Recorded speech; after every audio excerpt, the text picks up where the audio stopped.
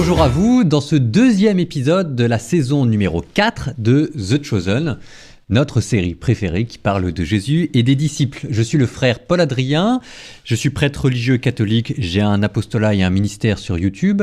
Et aujourd'hui, nous allons parler de cet épisode qui commence très bien. Et écoutez, c'est peut-être la première fois, donc j'espère que vous ne m'en voudrez pas, qui se termine peut-être un peu moins bien, sur lequel je me permets d'avoir des réserves. Ce qui ne change rien à la qualité globale de la saison et à mon amour pour The Chosen, mais Jésus a dit « la vérité vous rendra libre ». Alors, qu'est-ce que ça veut dire exactement? Alors déjà, je note que ça commence très bien parce qu'il y a toujours ce même souci de fraîcheur, de folklore, d'humanité, d'amour de Dieu et de souci de rigueur archéologique. Donc par exemple, c'est avec joie que l'on voit le rabbin s'habiller pour la prière avec le talit, le châle de prière, avec le tzitzit, les franges que l'on met au bord des vêtements. Tout ça a une signification biblique, hein.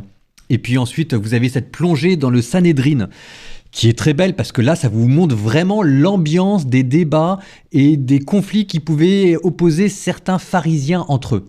Alors parfois même, on a l'impression que The Chosen est comme pris dans son propre jeu, qu'il en rajoute encore. Mais c'est bien parce que ça permet vraiment d'avoir des images très colorées. Donc par exemple, je note avec un petit sourire que vous avez le grand prêtre qui arrive avec son pectoral, avec les 12 pierres qui représentent les 12 tribus d'Israël et qui en fait est un habit liturgique. Donc il portait très probablement pas en Sanhédrin. De la même manière, on parle beaucoup de Ben Shammai. Alors, c'est pas attesté par les évangiles, mais Ben Shammai était un rabbin extrêmement connu, extrêmement célèbre et extrêmement rigoriste. Donc, c'est pas impossible qu'il soit derrière le complot contre Jésus, mais on peut peut-être pas être aussi catégorique que ce que The Chosen le dit. Mais en tout cas, ce qu'il y a de très beau, c'est que ça vous enlève une idée de la tête. Il y aurait Jésus qui aurait fait ces 3 années de prédication apostolique et ensuite, il y aurait eu un jugement. Le jugement de Jésus a duré pendant ces 3 années. Et à la fin, c'est le clou qui a emporté Jésus, mais c'est vraiment quelque chose de continu. Donc toujours ce souci de plongée, d'immersion. Pareil par exemple pour le Shiva, la période de deuil.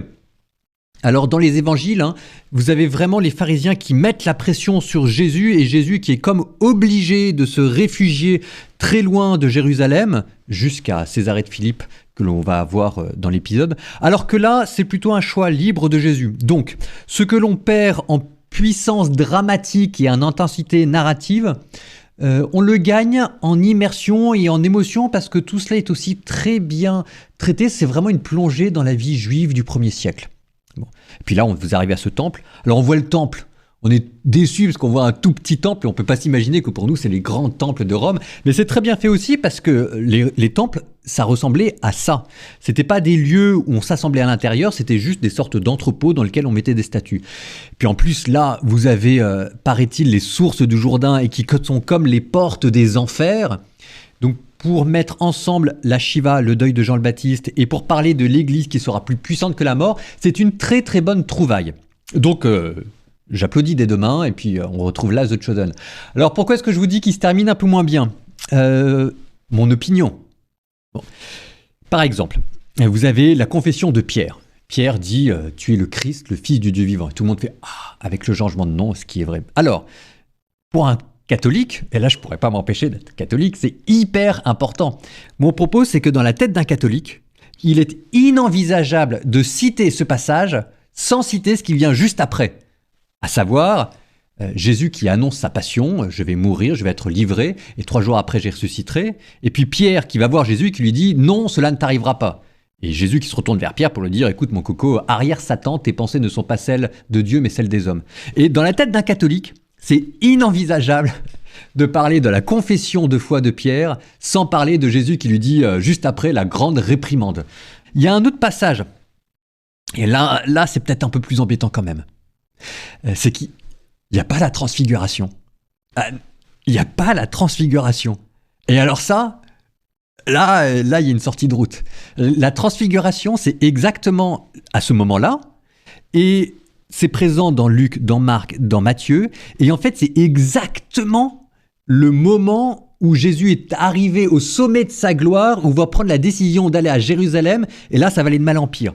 Donc, dans la trame narrative de tous les évangiles synoptiques, Marc, Luc, Matthieu, le turning point, le moment où tout bascule, c'est la transfiguration. En fait, c'est le moment où Jésus montre la gloire qu'il avait auprès du Père pour réconforter ses disciples. Et donc, en fait, c'est le moment où on s'aperçoit que Jésus, c'est pas simplement un homme, c'est aussi Dieu sur terre.